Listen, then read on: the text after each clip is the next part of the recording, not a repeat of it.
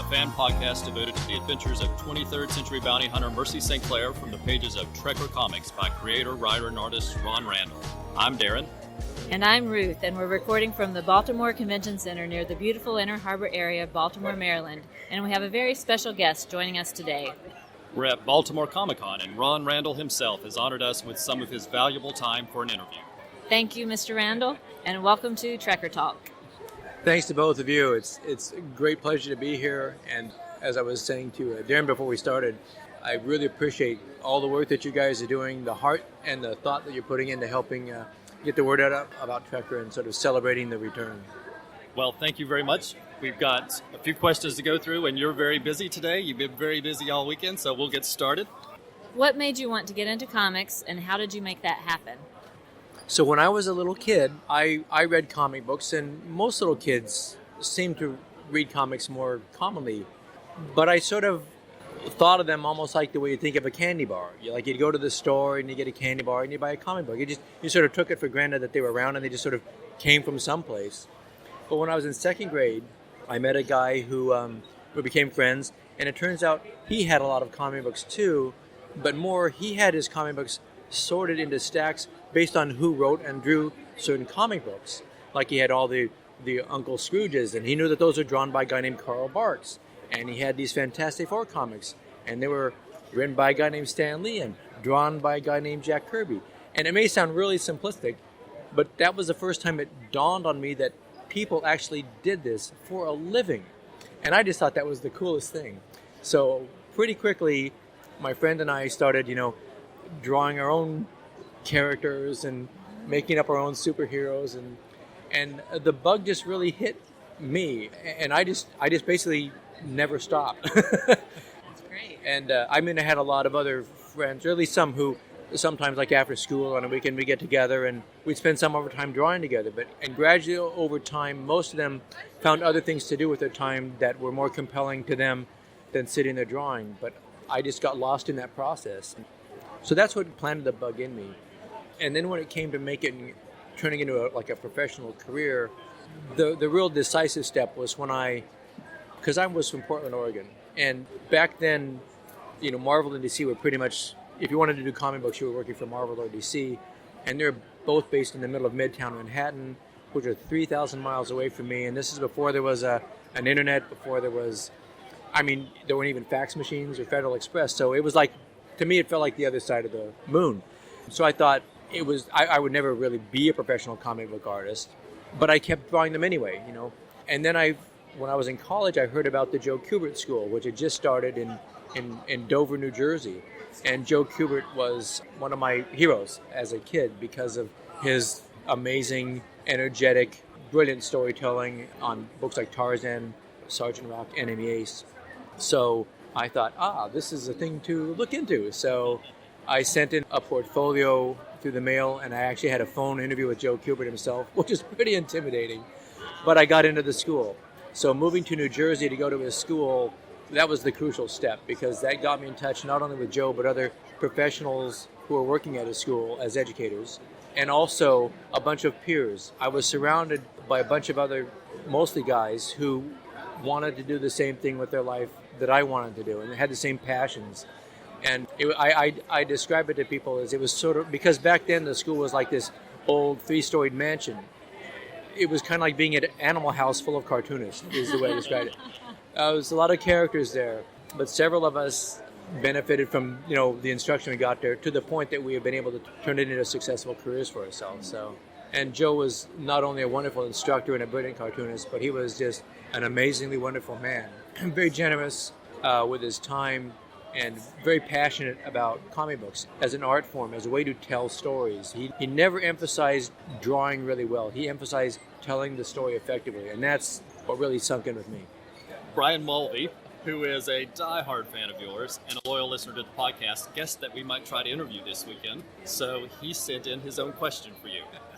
He asks, when you first started in the business, who were the writers and artists who influenced and or assisted you in breaking into the industry? Well, of course, I already talked about Joe, who was a massive influence, and it was a real honor to get to work right with Joe. So after I graduated from the school, it was a 2-year program when I went, but I basically had a third year, and so did some of the others that graduated with me, where Joe would, who was editing the Sergeant Rock comic book at DC at the time, and there were these little backup stories that sometimes just 2 or 3 pages long about one of the members of the Easy Company, the World War II soldier troop, or other war stories. And he would give to us like these little 2 or 3 or 4 page stories to draw that were going to get published professionally. It was like our first professional work. And the way that it went was he would hand us a script. We would go to our apartment or our home and draw our little thumbnails, our little plans for each page, and call up Joe on the phone and say, "I'm ready to show you my thumbnails, Joe." And we'd go over to his home studio and sit down right with Joe at his drawing board. And he would go over the thumbnails and show us just really quickly about 5 better solutions for every panel that I had composed. Wow. And the amazing thing was, he never did it in a way that you were feeling like you were being beaten up, or scolded. He was just all about, here's a great way to tell this story. And it was never personal. So it was very inspiring and again, very generous of Joe. I can't escape that as being a massive influence. But when I was a kid, and again, sort of casually reading comic books and discovering most of the comics out there, Superman and later the Marvel comics and stuff. But I was about 12 years old, I think, and I went into a random convenience store, and there was a rack of comics, and I pulled up one that looked like nothing else I'd ever seen in comics before. And it was a guy in a cool-looking blue leather jacket and tight pants and a ray gun, and it was Flash Gordon by a company I'd never heard of called Gold Key, and it was drawn by Al Williamson. And I bought that comic book, and it was so lush with foliage and swamp creatures and elegant spaceships and these gorgeously idealized men and women drawings. And that's the point when I said, not I want to be a comic book artist, I said I want to be that comic book artist. That was exactly what I wanted to be. So Al Williamson was another huge influence on me. And beyond that, the list is so varied. I mean, if you've seen one Jack Kirby artist, you become influenced by Jack Kirby. His work is just so dynamic and stuff. There were so many others. John Buscema and his Marvel work was an influence. And in the early 70s, people like Barry Windsor Smith now, and Mike Kaluta, and of course Bernie Wrightson, those guys who brought a more elevated level of illustration back into comics from the 1960s that I grew up on. And of course Neil Adams exploded like a bomb on the industry when he hit, because he just made everybody elevate their game. In fact, some of these guys, Adams was one guy in particular, who was such a powerful influence on me that there was a period of time where I said, I cannot look at any of Neil Adams' comics now because it will influence my own work too much. So that's a very short list of a very long list of people that have influenced me. I guess I should add one more. Because of Al Williamson, I then got into some of the other sort of the classic illustrators, science fiction greats like Wally Wood and Frank Frazetta. And of course, eventually that ultimately has to lead you back to Alex Raymond, who created Flash Gordon, and Hal Foster, who created Prince Valiant. And that school of drawing, that sort of classically illustration-grounded school of drawing, has always been a huge influence on me, even though most, especially superhero comics, benefit from that much more cartoony, exaggerated proportion and perspective stuff, the energy that Jack Kirby brought into the work. And I've got some of Jack's, that sort of school of drawing in me, the cartoonist school in me. But my center of gravity always tends to pull me back to things that are sort of balanced and proportional and perspective. So my job is to invest as much energy and drive and drama into the work that I can, without losing as much of the elegance and balance that I just love. I love to try to create. How did the idea and the opportunity to create Trekker come about? As I said, I moved out to New Jersey. I went to the school, and after school I got my career started. And after a number of years there, I felt that I had established myself enough with certain editors that I could sustain my career by moving back home to Portland, because I love where I live. So I moved back to Portland, and I thought I was moving 3,000 miles away from the entire industry. But it was right around the time that a lot of little companies are starting, and Dark Horse Comics was one of them. And at that time, they were based right there in Portland. So the first time I was back, I was at a local convention, and Randy Stradley came up and introduced himself to me and said that he and a friend were starting a comics company, and they wanted to get a few people who were established professionally to work for them. And I was working full-time for DC at the time, but at the time they made me an offer, and they said, if you come and work for us, we will pay you, and you can do whatever you want to for us. And I at least deserve the credit for realizing that I would never get an offer like that again. And it gave me the chance, this amazing chance, to answer the question for myself of what comic strip in an ideal world, what comic series would I craft without having to worry about, oh, I need to try to sell this to a company or make it particularly commercial. I just said, what would I most want to do? And so I came up with the features of the series. I knew I always loved science fiction, and it was not easy to find science fiction comic books then. I had recently done a series called The Barren Earth, which was written by a guy who became a tremendous friend of mine and a great writer named Gary Cohn. And he crafted that as a science fiction series, and it had a female lead character. And I think that really helped to make me want to do a series with a female lead character. And that was another thing that was not a particularly commercial choice at the time, especially when I realized that I needed to keep the series believable and realistic to me, or else I wouldn't even have any respect for it myself. So she needed to be dressed appropriately for an action-adventure role as a bounty hunter. So anyway, I crafted this idea for the series and presented it to Dark Horse, and I'm everlastingly grateful that Mike Richardson said, that sounds like a fun comic book, do that. So that's how I was able to start Trekker. And then after doing it as I could with Dark Horse, the problem was it was kind of a hard sell, especially at the time, because comic books were sort of geared to be sold to a certain audience then. So the only concession that I made to the commercial considerations was, if I thought it was a cool idea, certainly there would be other readers out there who would think so. And I think I was absolutely right about that. The challenge was to get the book in front of those people, make them aware of it, and I don't know that we succeeded as well at that as we could have. So I was only able to work on Trekker after she had her own series for a while, sort of off and on for a number of years. And so then eventually I had to set it down for a long time until I was at the point where I could get back to telling the stories without having to interrupt it again. And when I finally realized years later that I could build a website and bring it back that way and eventually get the books back into print, that's how the return finally happened. Just speaking again of Trekker, because I really want to talk more about what you just mentioned, but I also want to talk about that wonderful opportunity. And prior to Trekker, you were primarily an artist, but with Trekker, you were suddenly also a writer. And what always amazed me, especially as I learned more about you later on, is that the very first Trekker story is a fantastically gripping story. So it's not only well drawn, but it's so well written. So what had prepared you to be ready to write such a gripping story in the very first issue? I guess there's a few ways I could answer that one. One is, as I say, when I was at the Kubert School, what we were we got a lot of training in how to draw and figure drawing and that stuff, but the main thrust of it was telling stories. So even when I'm working on somebody else's script, the whole idea is what's going on here? You know, what are the details that make this moment an important one? And because storytelling largely is about selection of what are the details and how to present them. So a lot of that feel for where the story is and how long this scene should be, pacing things out, came from working on scripts and working that intimately. Because when you're reading a script from a writer, you're sort of getting a chance to crawl inside their brain and see that. So there was some of that going on, and just having read a lot of comic books as a kid, and also when I was and a lot of novels and stuff. And when I was in school, I double majored in art and literature, so I did some creative writing classes. So I was exposed to at least some of the rudimentaries of the craft of using language and trying to come up with dialogue and finding a voice for characters and that stuff. So it was a pretty broad-based background. But a lot of times, like when I'm talking to kids about where do ideas come from or how you do the skills, I say it's that very simple formula of garbage in, garbage out.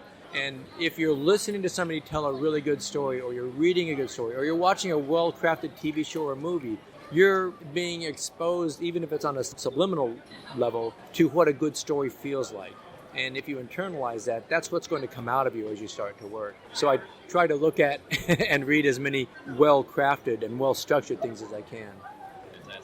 What influenced your decision to have your lead character be a female in an industry where pretty much the heroes, the writers, and the artists were male at the time? Carelessness.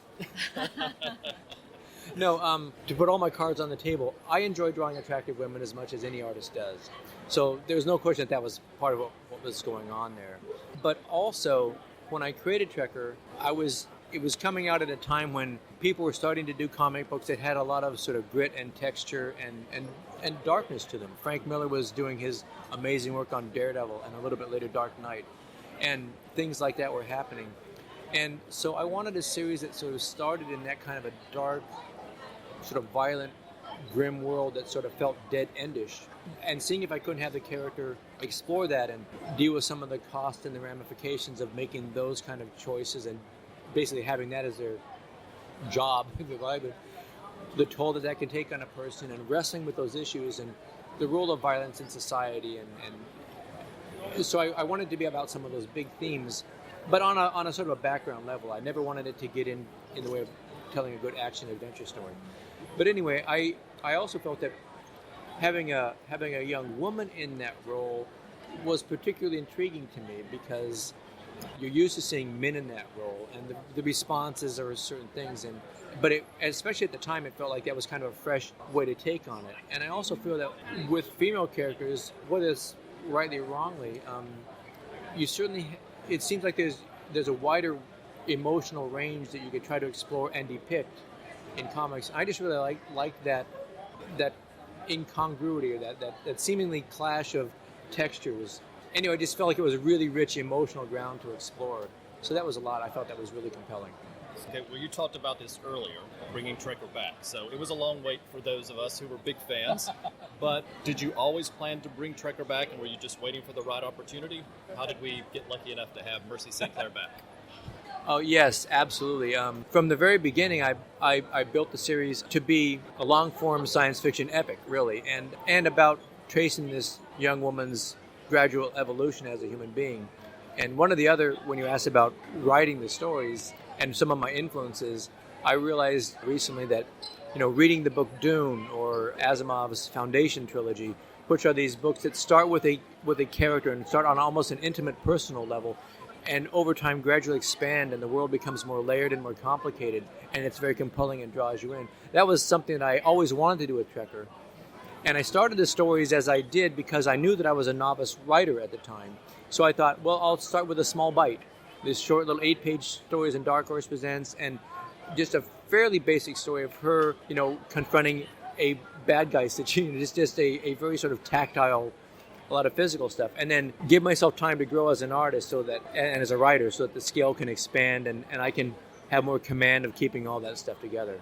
So that was part of what was going on there. But it does mean that, yes, from the very beginning, I had a long story to tell of Trekker. So when I had to keep setting the series down for either very short breaks or longer breaks, it was very frustrating to me. And every time I'd go to a show, people would always ask me, when are you getting back to Trekker? And I always said with absolute sincerity, as soon as I can. It just was unfortunate that it took basically 12 years from the last time I put an issue out in 1999 until I realized I could make a website, and that would be a viable way, it seemed to me, to bring the character back. But the plan all along was to tell more stories. In fact, the Train to Avalon Bay, I had written the outline for that story back in 1999.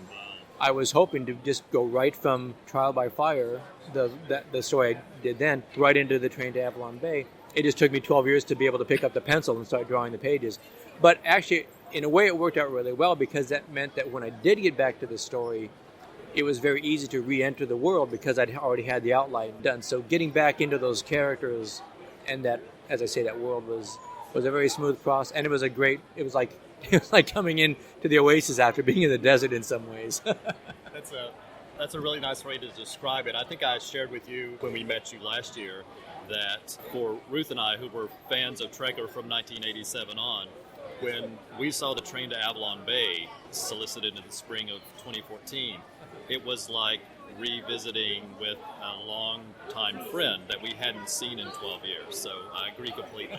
Fantastic. It sounds like webcomics was going to be the approach to bring Trekker back to the world. I wonder what were some of the advantages and the most challenges that you have in doing a webcomic? One of the great advantages is, I could build the website without having to invest any money into it. It's just investment of time, of course. And the big advantage is it allowed me to be committed to return to doing Trekker on my own terms and on my own schedule. Obviously, if I'm working with any sort of a publisher on any project, whether it's Trekker or whatever, they have their very real and genuine publishing needs, whether it's schedule and timing and budgeting and all that sort of stuff. So one of the things that was the most exciting to me about the website is I didn't have anybody to answer to at all, or work with, or any concessions I had to make. So the only constraints are how quickly can I produce the work. And the biggest challenge, of course, is monetizing a website. I post the comics all there for free, and I use it as basically it's a marketing engine. It was a great motivator. I gave myself a deadline of by the time I posted all the old stories, I'll have the next one ready to go, and I put out a page every Monday morning. So that's, every artist desperately needs deadlines, or we don't get anything done. Okay. So that's a great advantage. But since returning to Trekker now, Dark Horse is not paying me any page rate to do the new stories, so it's definitely a passion project and a work of love, which is why the more support the book gets and the more issues it sells and stuff, I mean, it's a business and I do this for a living. So I continually have to take on other work that pays to help support the Trekker work. So that's the biggest challenge, is how much time and other work it takes when all I really want to do is write and draw Trekker stories. Makes sense. That actually leads right into my next question. Were you looking at our questions in advance? Because I was just wondering how you find time to work on Trekker every week with all of your other projects. That's a good question. I suppose part of it is that you can't survive in this business for a very long time if you don't learn some degree of self-discipline, develop the skills to be able to schedule and prioritize your time, and achieve a certain amount of work within a certain time frame. So that was really important. And also, over the course of the years of my business, I have learned a little bit of that notion about learning how to work smarter, not harder. So I've been able to become somewhat more efficient at how I produce work. And I have to give credit to my studio mates. I'm in a studio in Portland called Periscope Studio, which has about 25 members. And they're all very, very smart and a wide variety of talented artists working in lots of different ways and techniques. And so I can observe some of the time-saving and efficient methods and pragmatic solutions that a lot of these other artists come up with, and I incorporate as much of that as I can. And I have a very simple agenda in my career. It's spend as much time doing Trekker as I can and getting as much of it done as I can. So anytime I see somebody using a new bit of software or a new tool or a new storytelling technique, and I think I could apply that to Trekker and make the stories better. Judging from what I've seen of the social media activity, it seems that you and the team at Periscope Studios have a wonderful time working together, and I wanted to know more about what it's like to be part of that team. Remember what I said about Animal House full of cartoonists? Yes. It's kind of like that. Okay. But actually, that's not really true.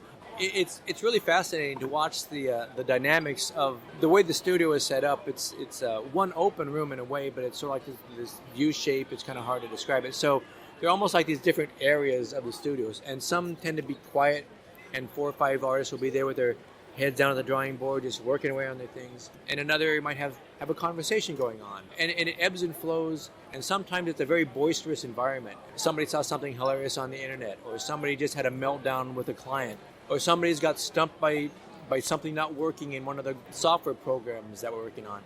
And there will be discussions about problem solving that, or making jokes about that to relieve tension. Or sometimes it's a really serious, somebody's got an issue with a client or something about their career, and they could just use a little bit of an outside perspective. And other times it seems like hours will go by and almost not a word is spoken because everybody is so involved in their own work. And it all has evolved very organically over time. And I always feel whenever I go there that I'm among my peers. And it's also very stimulating, as I was saying before, because most of the people there are quite a bit younger than I am, which means they're much more tech savvy than I am. So I'm always peering over their shoulder or asking a question about what are you using now, or how did you create that tool in Manga Studio? So there's a lot of shop talk that happens, I guess is what I'm saying. And it's really helped to keep my career somewhat up to the contemporary standards, as they say. So we've noticed recently you using the hashtag Trekker soundtrack in some of your posts. So we were wondering, is that just music that you enjoy listening to while you're working on Trekker, or do you also imagine that in some future potential Trekker movie if we ever get lucky enough for that? It's really mostly the former. When I'm working at my home studio, I divide my time about 50-50 between when I work at Periscope to enjoy and benefit from that communal creative environment, to just working in isolation, because sometimes you just work more efficiently and you just need to be in your own space. But when I am working at home, I would just put on an album that for whatever reason seems to fit my personal energy level, or maybe something about what's going on in the page I'm working on. If it seems like it's a high energy scene, I feel like something might help to summon up the right atmosphere. But as far as a literal soundtrack for something that would be a Trekker movie, no, I haven't really put much thought into that. I don't think I would, for one thing, since it's a science fiction series, I'd want the music to sort of feel more of that time frame, something that might feel like it comes from the 23rd century, whether that would be electronic or industrial sort of things. I'm not really sure, but but I haven't been quite that ambitious to think quite that far into it. Very good. So this is just a fun side question before we wrap up here. We love the cape-scarf combination that Mercy wears, but don't quite know what to call it or how to describe it. Does it have a name, and how did you come up with the idea for it? Well, unfortunately, I don't have a clever name for it. I should probably try to craft one. How I came up with it, that's actually a really good question. When I was designing the Trekker costume, I've only come to realize recently that about a year before I did Trekker, I was doing one of these short stories for Joe. So actually, it might have been a couple of years. I don't know. I don't have the time frame really clear in my head. But anyway, one of the short stories that I did that was going to be in the back of this DC war comic, I was intrigued by samurais, and so I wrote and drew this little 5 or 6 page story about a samurai. And I wanted to, because I was working for Joe, and Joe was very much about historical accuracy, so I did a lot of research on samurai armor and how it was made and what the different iconic images they had on their robes were, and what the stirrups were like on a samurai saddle as opposed to like a Western saddle or something. And I think some of that, the way that the pads and armor were used on samurai stuff sort of seeped into my design of Trekker. That doesn't answer your question, though, because they didn't have scarves and capes. So I think I put the scarf around her neck just as a dash of style or color. The cape was a very deliberate choice, though, because I wanted the character to be dressed in white because I was going to be doing a black and white comic book, and I knew there was going to be a lot of shadows around there, and I thought this would be a way to help me keep her popping out. But I also knew that there would be times when she'd want to be able to hide in the shadows, so a dark cape seemed like a good way to go.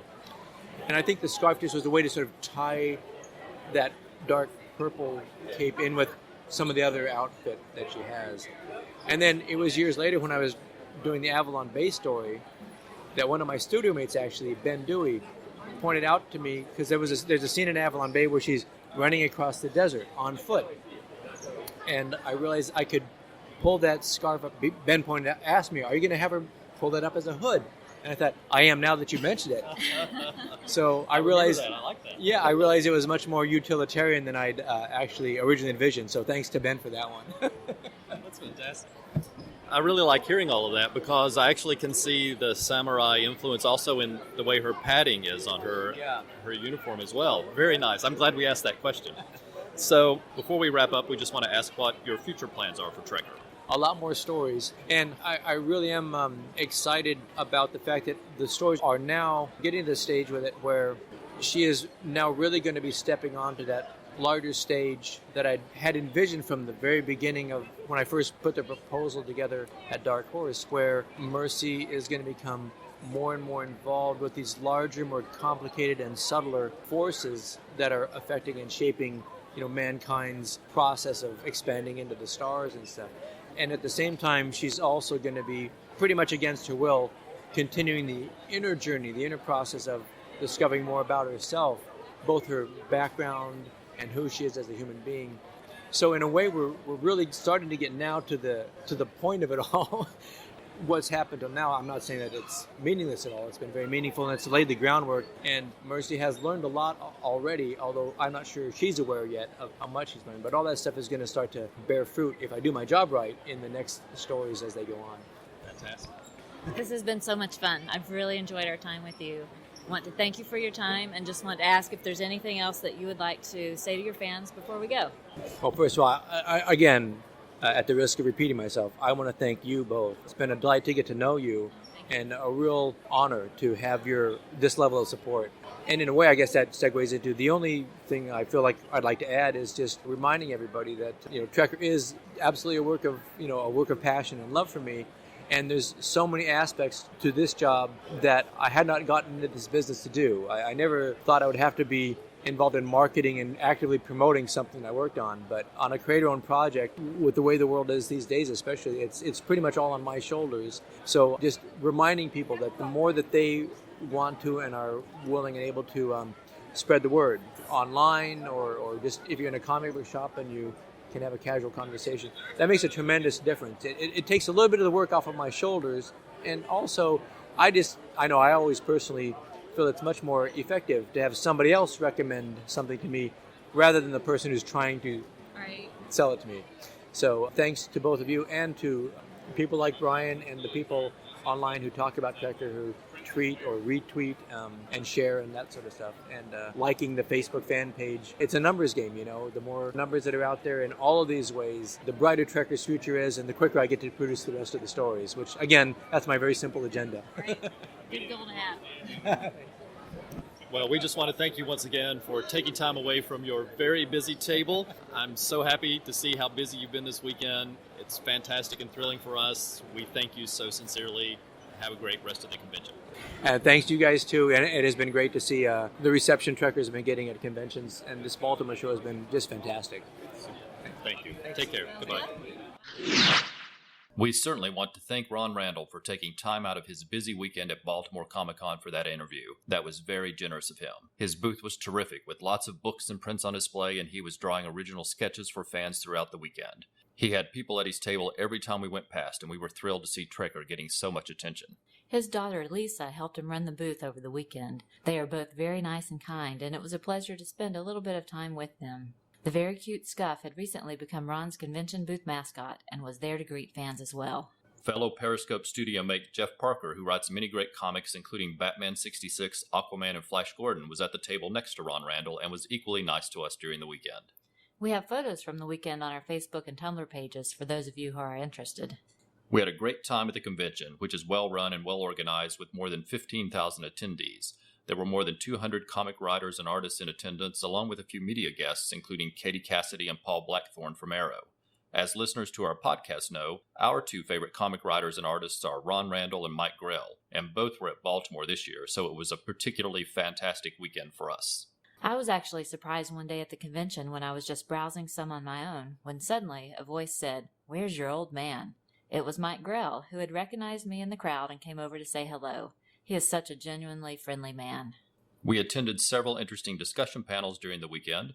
Ron Randall was part of a panel discussion of myth, legend, and literature in comics. Joining him on stage were Walter Simonson, Greg Pak, Jamal Eigel, and Peter Story. Ron and Peter worked together on the graphic Myths and Legends series and had a chance to talk about how some of the legends and myths from around the world were adapted into the comic format. These look like great books for elementary-age children and are now on my holiday shopping list for my nephews. Another panel we attended featured Mike Grell along with Mark Buckingham, Charles Vess, Brandon Peterson, and Robert Greenberger. All were there to discuss drawing fantasy worlds. We're fans of many of Mike Grell's works, including Green Arrow, John Sable, and Starslayer, and at this panel he had the opportunity to discuss creating his successful and long-running series Warlord and his love of the stories of Edgar Rice Burroughs. Of course, Trekker fans will know that Ron Randall also worked on the Warlord series. Other discussion panels we attended included a celebration of the Spirit's 75th anniversary and a panel called Superheroes Under a Microscope that featured comic legend Ramona Fraden, Mark Waid, and a chemistry teacher, Christopher Priest of Atomic Universe, talking about the science of comics. It was really a great weekend. Thank you all for taking time to listen to the podcast. We hope you'll join us next time when we'll be getting back to the basics and talking about another Trekker story and sharing your feedback. Plus, we picked up a few autographed prints, and we'll have some information on how you can enter to win one. Please feel free to send feedback our way at trekkertalk@gmail.com. You can also find Trekker Talk on Twitter, Facebook, and Tumblr. Be sure to check out Ron Randall's official TrekkerComic.com website for a new Trekker page every Monday, as well as links to his Facebook, Twitter, and Tumblr pages. And if you would like to support Ron Randall as he creates new Trekker material, please take a look at his Patreon page, where every donation helps him spend more time writing and drawing the adventures of Mercy St. Clair. Thanks for listening, and we hope you'll come back next month for another new episode of Trekker Talk.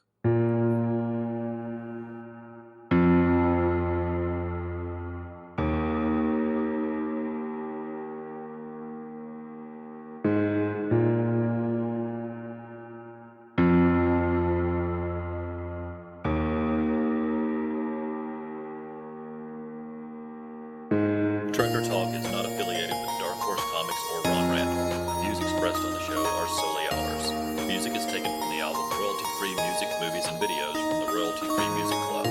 Sound effects are taken from the album Cartoon Sound Effects. We make no money from this podcast, and no copyright infringement